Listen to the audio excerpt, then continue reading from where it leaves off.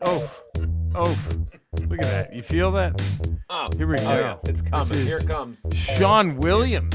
Here it comes. That's Dubs. Nerd out in Amble. Welcome to the Ramble with Jerry and Eddie, and sometimes maybe Cody. Skeletor with all his sass would kick Trump's sorry ass, aka Blood and Orange wussy, or He-Man's mother's pussy. Joker 2 and 3 really sucked, but the Rex can't get really fucked. Jerry Jones is an old fart, makes Al Davis look smart. Dan Snyder also sucks, deserves a quick kick in the nuts. All things Marvel and DC. Zack Snyder and Whedon free. Ramblers, assemble and scramble for Jerry, Eddie, and the Ramble. Bring reviews and step up, or else you are a chump. There we go. There we go. Bam! I got that one. Most references. S-Dubs has the most references. S-Dubs, I think. Dubs, and I think he Dubs. does. I think that is definitely a reference filled. That's like the. I think that one has the Eminem most song. references. It's like a rap song with all the references of. It's almost like a Billy Joel. We didn't start the fire. It's that It really level is. of references. There it is. It's the Billy Joel "We Didn't Start the Fire" of the Ramble theme songs. Sean Williams, absolute great job, Sean. There you go. You know what I forgot? What? By the way, welcome to the Ramble podcast, the Geeks Guide to Pop welcome. Culture. We're the Geeks. I'm comedian, Absolutely. podcaster, cancer fighter. I'm not wearing a skull cap because I have a bald head because of chemo. I'm wearing a skull Just a cap big Tim because I'm Pool fan. cold. Big Tim I'm a Pool big fan. Tim Pool guy. Big Tim Pool guy. Just love his politics. Love how he's not a sellout for Russia whatsoever. I'm wearing this to keep my head warm because I have Eddie, I started going bald before chemo. Isn't that sad? Yeah. Can't even blame the chemo. But anyway, I'm Jerry Rocha. Right there, we have the one and only. Comedian, podcaster Eddie Pence. There he is. Boom. So I'm just keeping my head warm. I could have worn a ball cap, Eddie. You Didn't could want have. to. Didn't Hey, want to. I want to show love to Seattle's best record label. That's it right Sub there. Pop. I Sub wanna Pop. Give some love. Give some love to the subs. Pop, subs, pops. But Pops. Pops. this is our supplemental issue, Ramble Radio, that we do every Tuesday and Friday. This is number 504. Eddie, when was the 504. epitaph written for Ramble Radio? What number? I mean, God. You know what? I think it was after one of our hot and heavy bang sessions that we usually. That's get what it into. was. And they were like, And we were doing some pillow talk. Right. And some of the pillow talk, we were like, you know what? We should do like a supplemental to the Ramble. Yeah. Called Ramble Radio, and that's when we got the knock on the door from the Men in Black. You can't do this. And we're like, no, we're doing this. We're doing Just this. watch us. You said we couldn't. You said we couldn't bang. Yeah. Watch us. And we did. And now Watch us. I'm ready to go for another round. I'm ready. I'm ready for who isn't ready for more. My God, always rip roaring, ready to go. Dare I say? Rip roaring and ready to go. Dude, real quick. Yeah. I had completely forgotten that Rick James might have had one of the finest goodbyes to the earth before he passed away. So, of course, this was right after the Chappelle Show sketch, right? Yeah. And he had done a musical number at the BET Awards, and he was like accepting something or so, and he walked up to the mic. And apparently backstage, this is kind of unfair because I think Raven Simone was like 10 years old at the time. But Raven Simone had apparently backstage had mistook Rick James for Smokey Robinson. Okay. And so Rick James, as he's saying goodnight to everybody, and I think he died like a month later. So this was like his final public appearance goodbye by Rick James, by Rick James, and he goes, "Hey, to the girl backstage, let's put this out there publicly." Something like, "It don't matter who you thought I was. I'm Rick James, bitch." And it just got this huge pop. Just what a way to go. Like, what a way to go. Is that I don't know if to me that beats I Am Inevitable and I Am Iron Man. I think that beats That's right up there. I'm Rick James. That might beat bitch. it. Snap. That's what he leaves with. No matter he thought it was, I'm Rick James, bitch. Fucking. He also had one of the funniest quotes about the music business was or stories, not quotes, Yeah. stories. So one of his business managers something said he wasn't a big fan of hip hop, Okay. and he really got annoyed with "Can't Touch This," Rick James, and especially when Hammer opens by going "Ma, music hits me," and Rick James is like, "Your music." Like, motherfucker, that's my song, right? Like that's, and Rick James had called his business manager or his lawyer and said, never again with these samples, right? We're not doing it. If a hip hop guy wants to sample me, it ain't gonna happen. And then the guy said, and then he got his first paycheck for the royalties to "You Can't Touch This," and he was like, let them sample all they want. Like, let them Free do money. it. Free Let's fucking money. go. Sample away, ladies and gentlemen. Free fucking money. But we are here. Oh my God, Eddie. Ramble Radio 5. I think we're both riding a euphoric high. Oh my God. Because now, as far as like the shit we love, we needed Acolyte to get to Skeleton Crew. Yeah. And I guess we needed Brave New World to get to Daredevil because I guess, yeah. Holy shit. Daredevil Born Again.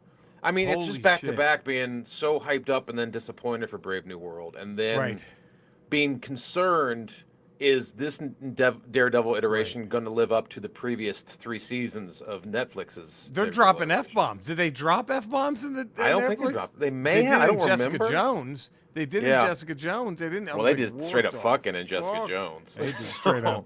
Pooh Nanny be still in Jessica Jones. This baby ain't black enough. It's baby. But I think that the first 10 minutes of Daredevil Born Again. I mean, that's how you open. That's how you open a comic book. Jesus, right in the fucking middle Christ, just what the fuck. I mean, You're like, this okay, is gonna be a spoiler-filled take, by the way, because there's no other way to talk about this. But they're in the bar, hanging out, they're talking. You're like, okay, this is gonna be like a slow burn, like the Matt Daredevil Murdock, series was on Foggy Netflix. Nelson, Karen Page. And dude, 5 minutes in, you're like, oh God, Bullseye just killed Foggy.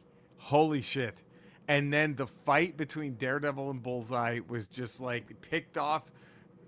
Awesome martial arts, great sight gags with the way Bullseye kills people, and just how fucking psychotic he is. Those 2 women who are hiding in a separate corner, and he just kills them. Well, the one woman took a shot at him. The one woman, that's one right. woman That's she hit him with a pull cue. She hit him with the pull cue, and then he was like, "Fuck you, bitch," and throws the. But and then the other one, he ricochets one. He didn't have to kill her. No, just he just did it. Psychotic. Just fuck you. I'm gonna kill her and too. And he's just fucking hitting Daredevil with knives and Jesus Christ! And then Daredevil hearing Foggy die, and then snapping and just throwing Bullseye off the. And had he not gotten that, I guess, vibranium in this skeleton. Was it a vibranium? Well, because it was adamantium spine? in the comics, but it had to have been vibranium. I know because at the end of season 3 of Daredevil Netflix, he's getting that back spine, surgery, right? But I guess it's supposed to be vibranium. Because I don't think it would have been adamantium yet, right? Because the celestial thing hadn't happened yet. Yeah. So I'm assuming it's vibranium, and so that's what kept him alive, I suppose. And fuck me, and that's just how you. But I enjoyed the drama following that episode as much as I enjoyed the action at the beginning of the episode. I think because if you had a show go on for an hour after that first 10 minutes of that level of action and intensity, you wouldn't be able to, you needed that come down, and then now you have the slow build of him becoming Daredevil again. Yes, you have the death of Daredevil, and now he's got to be born again. And I don't know who's doing a better job. But if I had to pick between Charlie Cox and Vincent D'Onofrio, they are just like Charlie Cox's speech he gives on the stand against Bullseye was brilliant acting. The interplay between him and Karen Page as she's moved to San Francisco and moved on with her life, they were both fucking amazing in that scene. Yeah. And then his rapport with this new therapist he starts dating. I mean, fuck. And the fucking scene in the diner. And there it is. Kingpin, that's Pacino, De Niro, and Heat. Except right there. What I loved about it was a clear homage to Pacino and De Niro and Heat, but it was also like I like how it was a bit of a twist on it because the scene in Heat felt like Pacino and De Niro telling each other, "Man, I kind of like you. Yeah. Like, could you not If it step wasn't out for of the line? situation we're in right now, We'd be friends. And Yeah. and could you not step out of line, right? Yeah. Whereas this was, I kind of respect you, but I really hope you step out of line. Yeah, I it's mean, they like, were come on, both like, do "Come it. on, let's Do do it. it. Let's fucking do Put the this." costume on again, and you try to be a kingpin, and let's see Yeah, what happens. let's see what the fuck happens. Oh my fucking god. It was just, man. It was We got the little Spider-Man reference in there too. and then we get to episode 2 with Yeah. the White Tiger stuff, which is such a bummer that actor passed away because I know. I wanted to see maybe they recast. I don't know, but White Tiger's not a massive figure, but No. it was still cool. It was still a But cool I mean, thing. you're introducing that the amulet, the mystic amulet that he wears that gives him the power. So That was pretty cool. Like, and it's there, it exists. I also love, before we get into that, the fact that the one thing that I thought the Daredevil Netflix shows were just fucking fantastic. yeah, But what I thought was shocking and great that they did it, but then also lacking was, I believe in the first season, early on, Kingpin murders Ben Urich. yeah. And I think was it second season or first? It was the first season, wasn't it? I think it's first season, but I don't think it's early on. I think it's Like middle of it or something like that. middle Like towards the end because I think it's like the first person. Well, no, maybe not the first person he kills, but yeah, It was, but so Eric is such an important character in Daredevil. yeah, He's almost his Commissioner Gordon, right? Even Yeah. though he's a different job, but and like, I was like, well, who's gonna fill this void? And they didn't fill it in all of the Netflix stuff, but now No. his niece is like a blogger and an independent journalist running. I'm like, oh, and that was such a great. I didn't catch it in the. I didn't catch it either. In the Until first she sat episode. down. Yeah. Yes, and then you see it again. You're like, oh, it says Urich. It says BB Urich. Oh, but if you I didn't watch catch it until again, he said. same until the name here was when said. he's like Urich and like, oh god, he murdered her fucking uncle. Right. And he knows he murdered her fucking uncle. Yeah. And Strangled he's just strangled him. And it just, God, and when he, and I also like that, you wonder, is there any kind of part of the Kingpin that wants to do good as the mayor?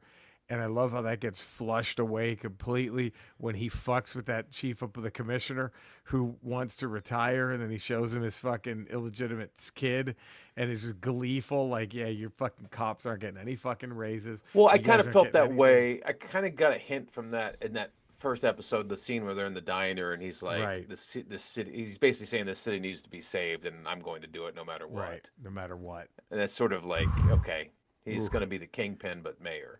And then that scene in the office when he picks up the wrapper and you see the blackmail kid. underneath it, and he's just like, oh, okay, Yep, he's gotcha. he's giddy now. He's back to being kingpin. The big question marks I have before we get into the end of episode 2, which I think was my favorite moment of the show. I think maybe Yeah, it was either one of them. the diner meeting or that. Yeah. But The opening of the first episode, the diner oh, meeting, or the end of the second episode. yeah, it's Those are the top 3. fucking moments. incredible. Who the fuck is Gandolfini's kid? It just seems weird that they're going to put some ultra eager staffer. I wonder if he's someone we know in the comics who is taking on an alias or something. Well, we were watching it, and Colton's like, "Is that guy from the comics?" Because they say he's such a standout character. You're kind of Right. like, okay, he catches you off guard. It's like, this guy's too big to just be some Right. lackey. Right. So Colton's And- like, is that somebody from the comics? I and- don't know. I looked it up, and from what we know, he was created for this show, that character.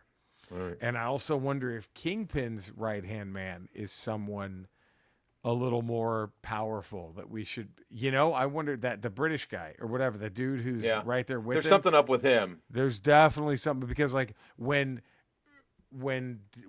Daredevil first confronts him outside before the diner scene, Kingpin tells that guy, no, it's okay. As in, like, Yeah. what's this guy about to fucking do? Yeah, You know I what think I he's mean? got something Like, going on. I wonder if we're gonna get a surprise from the Gandolfini character, And I mean, it could just be another setup, like it's that sort of character where, like we saw in Penguin with what's his face, where at some point Kingpin yeah, just offs him the just to kid show his just like, ruthlessness. yeah, like this is Like the how most loyal ruthless I am. person to him is the person Right. he Like, kills. I'll kill you. You're not. It's fuck. And then, holy shit! That so the white tiger, out of his costume, Yeah. sees this guy getting roughed up in the subway, and he tries to stop it, and a undercover cop gets killed, flies in front of a fucking Oh, subway that was a cart. brutal death. Brutal death. And as you find out, those were dirty cops, Yeah. and the witness escaped. And so a second episode is Daredevil taking on the case, or Matt Murdock taking on the case of White Tiger, trying to clear his name. And he finds that witness at the end.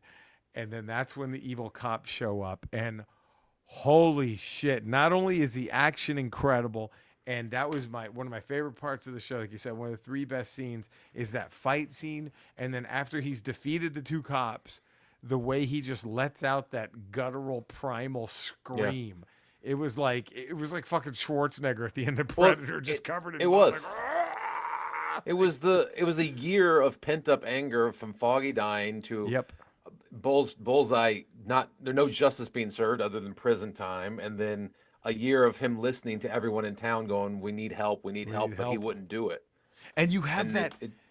And what I loved is when Bullseye gets convicted, he does that like that silent scream in the courthouse. But then this, he just boom.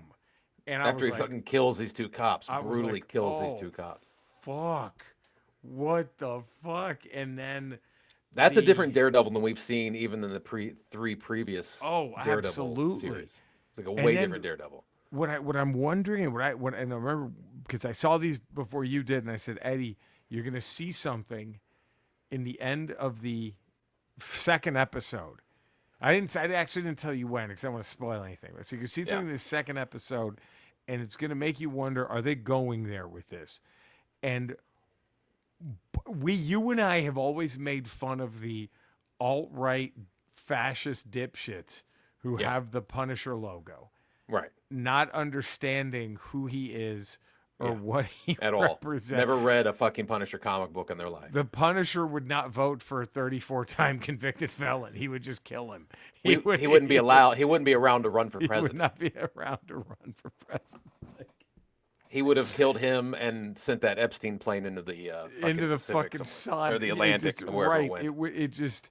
And he would have showed up on Epstein Island, and all those people would have been fucking with Terminator 2 with that minigun, just fucking. Well, dude, mowing it's down. that one great scene because I was rewatching Punisher with Colton, and in the first season, the pawn Punisher, shop. when he goes in that pawn shop, and the guy he's gonna let the guy go because he just stole some stuff, and then the guy's like, "Hey, you want to see some pictures?" She's only like 12, and then he locks the door, like, this and guy's fucking dead. goes and kills him. This guy's dead. That's Punisher. Mm-hmm. But yeah, the fucking you see that dirty cop had the fucking Punisher logo tattoo with the American flag. I was like, oh god, they're taking shots at these alt-right dumbasses who use the fucking Punisher. Which they should, because they don't understand what the Punisher is. I'm man, this is just no clue. What a fucking. And I hope they keep going there. What a 1-2 punch to start a season. This is like, woo. And then we got Andor just waiting. Oh. And the Thunderbolts. Thunderbolts has big shoes to fill now because of this. It's like, god damn, this is Thunderbolts. I thought got off easy because of Captain America Brave. Now I'm like, nah, motherfucker, this Daredevil shit. It is. Do you think we see Elektra? Do you think we need Elektra? Does it even warrant Elektra? I don't think you need Elektra right now. I mean, because we're getting Punisher. We're obviously getting Punisher a little bit later. It'd be interesting to see if they bring her in at the end of the season. Like maybe things are going okay with his therapist girlfriend. Yeah. And he's like, finally, okay. And then, oh, fuck her. Like, well, shit. The true love of my life is now back from the dead or whatever. And then I wonder if we're going to get a conflict of interest with this. That was a great. I wondered why Kingpin's goon was at her book event. I thought, do they already know she's dating Murdoch? Are they there to try to but no, she's there to do couples therapy for Wilson. Maybe and that Vanessa dude is Fisk. trying to get fucking dirt on Kingpin and his wife. Maybe I he's making a wonder. play for power. Maybe he's bugged that room or something, Or he's trying to get yeah. compromat on Kingpin for whoever he's working for. And do we know who his wife was sleeping with when she said, It says "Please Adam, don't kill but I him"? don't know who Adam is. Probably Man. Warlock. Probably Adam Warlock. Adam Just slamming it with Adam Warlock. What if there's nothing mystical about this show? But Adam Warlock in painted gold just shows up and fucks Vanessa Fisk every now and again, and then just flies away. She's like, "Please don't kill him." I'm kidding. There's nothing you can do. There's nothing you can do to Adam Warlock. Are you kidding me? This guy blinks you out of existence. Yeah, in 2 seconds. he's gonna want to fuck you now. So I would just take it. Just let him. Just let. And at that point, is She-Hulk going to show up to screw Matt Murdock? Is there going to be a conflict of interest with She-Hulk? Could they make room for her? I don't know. Like, well, I was trying to figure out the timeline because when he had sex with She-Hulk, that was obviously before Foggy died. yes, Because it was a year prior. But was he still seeing Paige? Was he Right. two-timing Paige? Or well, were they because not? They already kind of mentioned they were friends at the beginning Yeah. of it. So I guess- I don't. Yeah, but that's. Oh man. Well, what a first two episodes. I can't wait. Every Friday we'll be here until the season's over, talking, and then right into Andor's. I can't fucking wait. But Eddie, I'm so sorry to have bad. Maybe we can ask him about it. Do you think he's seen it? Skeletor. Any chance you've checked out the new Daredevil series on Disney Plus? Eddie, that's a wonderful question, baby, and I'm glad you've asked me the big ass after dark, baby. You know, I have no idea. I think I have, and I think it's something that I've been watching since the 1980s, I believe. And my favorite part of the Daredevil series every time is when the person they have to pick the giant nose to get the flag, and then I come every time. I just come every time. Every time they pick the giant nose to get the flag, I come every time. Or they swim in the oatmeal, I come every time. Doesn't matter what's going on, I just come. Every time they have to pick that giant, you know what I'm talking about? There's a nose, there's a flag in it. I think They that's pick that Double and they- Dare. I think you're they- talking about Double Dare. Exactly, Daredevil. Yeah. They pick the giant It's flag not out of the nose, and it's just it. And the host, Mark Summers, it makes me laugh every time. His witticisms also make me come. And then the announcer with the deep voice, he makes me come too every time. It's that when they pick. And, you know, I love Daredevil so much, Eddie, that I have about 780 million different replicas of that giant nose that I make women I fuck or men I fuck pick it before I fuck them. I have to pick. That's the only way I can come. They have to go pick a flag out of that nose, and then I'll come. But with those many, I bet you're wondering, well, my God, Skeletor, no way Snake Mountain can fit all of those fake giant noses. Where would you keep them? Go ahead, ask. Come on. Where's the place big enough? You're not going to get it. You're not. I'm gonna. He-Man's mother's pussy. Oh, you should have seen the look of utter shock on your faces. I like how everything's making him come, but then the only thing that can make him come is pulling the flag out. Pulling the flag out of the nose. He But did the not sound of Mark understand. Summers' voice makes him come, His witticisms. and his witticisms make him. If Mark Summers happens to be a Ramble listener, is he still with us? I think I don't he's even still wanna- with us. I believe he's still. With us. MAGA? What do you think, MAGA? What do you think? I think that what do you think? Chances. MAGA. Anyone 5 years older than me, I always have suspicions. My age or older, I have suspicions. Well, he's far more than 5. Yeah, He has way So- more than 5 on you, Mark Summers. but nowadays, I think fucking I- people under the age of 30, I get worried about. Yeah, I'm nervous. Like what? Let's see. Yeah, I don't. I'm trying to figure out. Mark Summers. No, I think don't he's know. Still with us. I believe he's still with us. He's still with us. I thought I heard. I hope he seems too nice to be. He seems far too decent of a like how. But again, so is Pat Sajak, according to Ed Grimley, and Sajak was not at all. He was a massive. Who is the fucking Harvey? Remember Harvey was the announcer. Harvey. Oh, that's right. That's right. He's still with us, thank God. He's a handyman doing home restoration. Harvey, Okay. still with us. Look at this. Okay, anyway, but Cinesnob. See, look at us giving Cody not having to follow. I just came, in case you're wondering. Okay. You know, you talking about where are they nows? I came. Cinesnob Cody. Jesus, we just can't get a clean one for the poor guy, can we? Cinesnob Cody, give it a follow. Put him on Rotten Tomatoes. Let's fix those wrongs. Eddie, we're working all the fine folk. 5 days a week. Patreon.com. The Ralph Report. Tuesdays, Fridays, Ramble Radio. Wednesdays, Ramble Proper here on the Moderation Network. Yeah. And then Fridays, Not Today with Jen Sturger. You can find me in the same ramble locales as Eddie and Cody. I'm also streaming games at Retro Rocha on Kick and Twitch, just my name on YouTube. Subscribe to all of our YouTube channels, Eddie and I's comedy records. Go stream them, go listen to them, go buy them, whatever. Do it. Ron Clift, we promise we're going to send you some autograph shit. It's going to happen. It's going to happen. We love you all. Stay safe out there. Enjoy the song, and we'll see you next week. Have a great week. Have a great weekend, everybody. Oh. Look at that. I wonder what's pulling the Punisher back in. I think it's going to be the cops, those crooked cops using him as a fucking hero and not understanding it. I wonder if he's the guy. Wait a minute. I hope they do that. That would be cool. They just bring him in that way. Oh, because did he get out of jail in Daredevil? Well, I didn't see. I believe he did. I think you're right. I think he did. What a fucking show, dude. What a fucking opening. I have nothing but confidence for the rest of the way. Oh, man.